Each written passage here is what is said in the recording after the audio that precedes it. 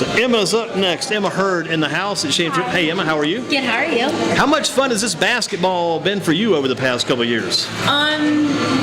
This basketball team has been a ridiculous amount of fun. It's definitely an unforgettable thing that I'm so thankful that I had the opportunity to do.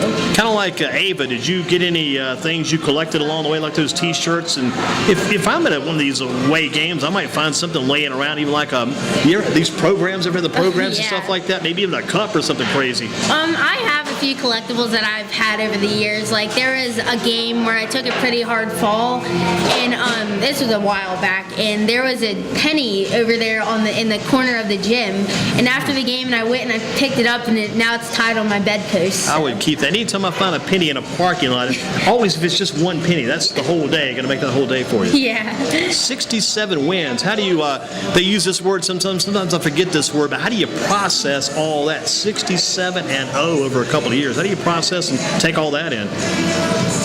I usually, when I think about it, I just try to I try to go back and remember some of the greater things, kind of, that's went over the season. Like, one of the recent games we played in Shamrock, we played against Holy Trinity, and everybody was going and saying, this is a 20-point game, you guys are going to get killed and whatnot. And so we all went out, and that was probably one of the best games we have played in all of our varsity. And that we really went together, and everybody was playing their hearts out. We really showed that we were playing with heart, and it was something that's like unforgettable. After all the success you've had, I can't believe anybody would be saying you're going to lose by 20 points or bring something crazy up like that. I was surprised, yeah. I would be too, because you've had all kinds of that success over the course of time. You look at your game, how have you gotten better over the past couple of years?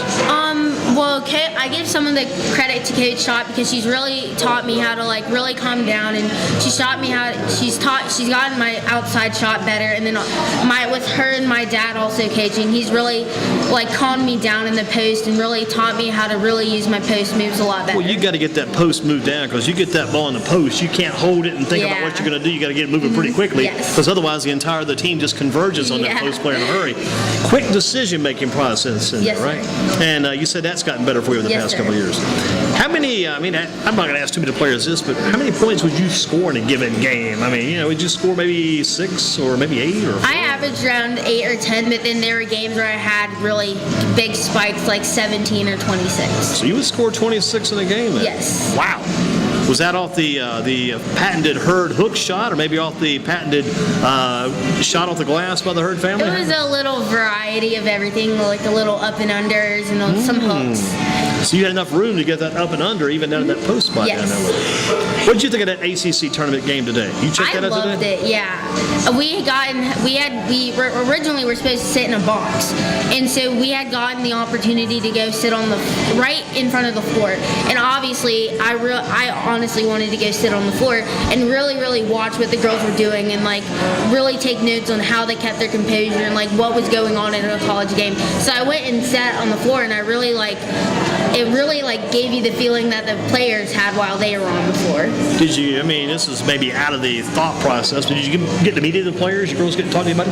We saw a few of them walking around, but then when the Hurricanes came on, we kind of waved at them and they waved back, but we didn't really get to talk to any. You got their attention then, right? Yeah, we got their attention. When your girls go out together, this is a group of 5 players that travel out, Ava and Emma and Jillian and Bridget and Malin. You girls travel together. You kind of go out as a St. Pius group, kind of show your St. Pius pride when you move around together and travel together? It's whether we're wearing St. Pius socks or St. Pius shirt, we walk with pride now that we know how good we are, and we really are proud to show it off. Will you keep that in your possession? You're not going to give this back to the school when it's time to leave, are you? You got to think about that, because I know some players. I might have to hide it. You have to hide that and keep that. You have to see if you can work out a deal where your girls can buy those maybe from the school and keep those. Because I've seen players over the years have been known to even sneak uniforms out and try to keep those after all that success.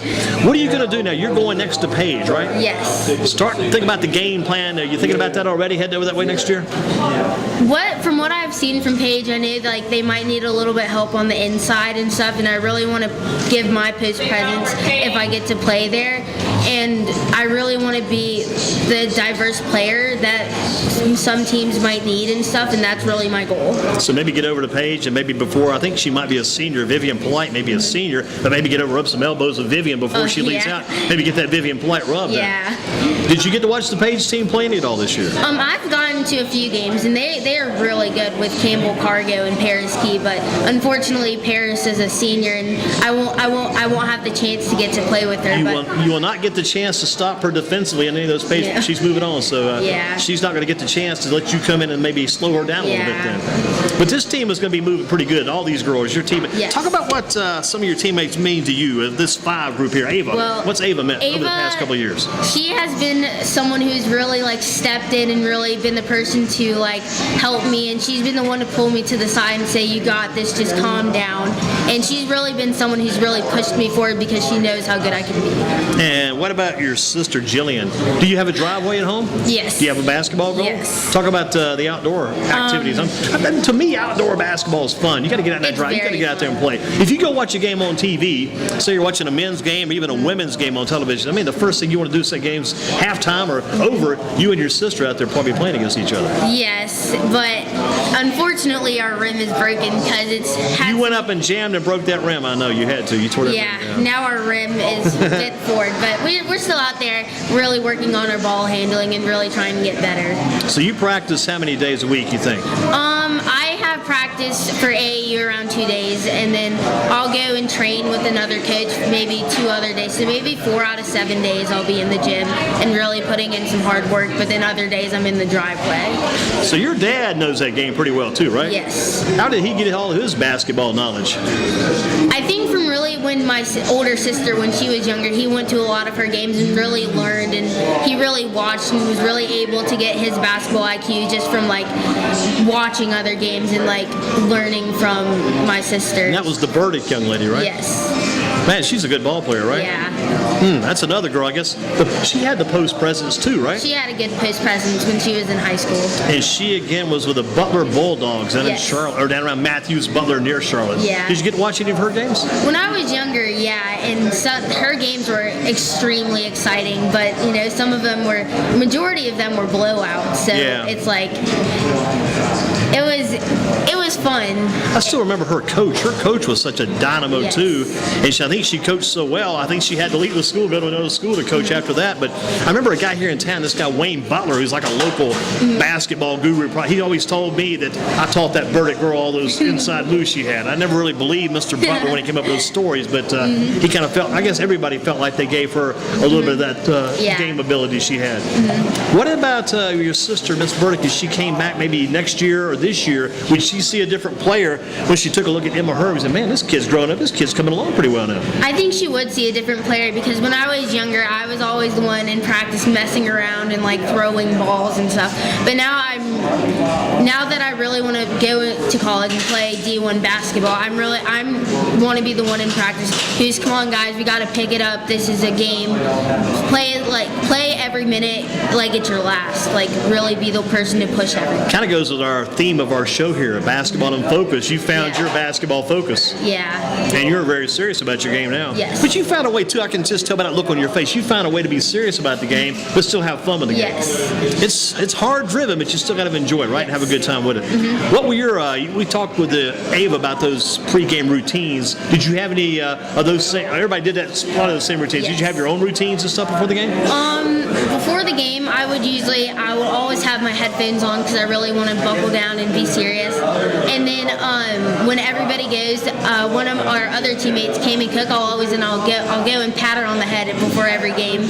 And then some games I will go around and I'll hit everybody I'll give everybody high fives and really get them going into the game. What are you going to be doing now to get better and better and better at your game? I know you've got some things you just want to work on. During the off season, I really want to learn how to handle the ball a little bit better so I can be more diverse in how I play, and I really want to get my 3-point shot in a little bit better. That's some pretty good things here, because I kind of study this basketball a little bit too. So you're going to work on your ball handling and your 3-point shot, and you're the post player. Yes. That's interesting answers come from the post, so you're really going to be getting serious about your game then. Yeah. If you're a post player, maybe playing a power forward or maybe like a center for basketball, and you're going to work on that dribbling, you're going to work on those three-point shots, you're becoming, like you say, what was that word you used again? Diverse. You're becoming a lot more diverse in your game. Well, recently I've started watching Breonna Stewart from UConn, and I really want to be like her because I think she's an amazing player. She has the heart and the hustle, and she's very, very diverse. Where she's in the post getting rebounds, she's on the floor, but then she's also stepping out and taking a three-point shot, which is I really think a diverse basketball player is a good basketball player. That's some good stuff. Some very good breakdown of the game. They're good analogy. Breonna Stewart, right? Got to keep an eye on her, and that's with the UConn Huskies. Yes. Gino Ariemia, whatever his name is. That Gino guy's a tough coach, right? Yes. Would you want to play for a team that big one day? Are you going to shoot that high? Are you going to kind of find a good mid-range level? Are you going to shoot that high? My dream has always been to go and play for a really big school where I can have where I can play in a national championship game. But then if I decide later that I want to go into a smaller school like Xavier or somewhere and really push the program forward, that's something I'm also interested in. If you could stay here and help us in the ACC, which school would you go to? I would probably have a hard choice between Duke or Syracuse. There you go. So you're leaning a little bit towards Syracuse in the past few minutes, right? Yeah. Gotcha. That's the kind of the way you might need to go then. Yeah. But you do like the Duke Blue Devils. Yes. That's a fun team to watch. Yeah. If you like the Duke Blue Devils, do you also enjoy watching the Lady Tar Heels too? Yes. Their program. I think Diamond DeShields has really been. It's a good name. It's a great name. She's really been there and really making the program a big name. So things are going good, and you. What about this new NC State coach? So Coach Moore taking over that team, doing good with that team. He's really pushed the team forward now because when I used to watch ESPN and stuff, I wouldn't hear NC State at all, but now I hear NC State in the top 10 and whatnot, and it's really exciting to see the ACC has been getting so much better over the years. So you watch a lot of ESPN, you keep up with all this stuff. Yes. So that's good. And who do you pick to win the women's ACC tournament this week? Who's your pick? The ACC or the NCC? I'd say the ACC women's, yeah.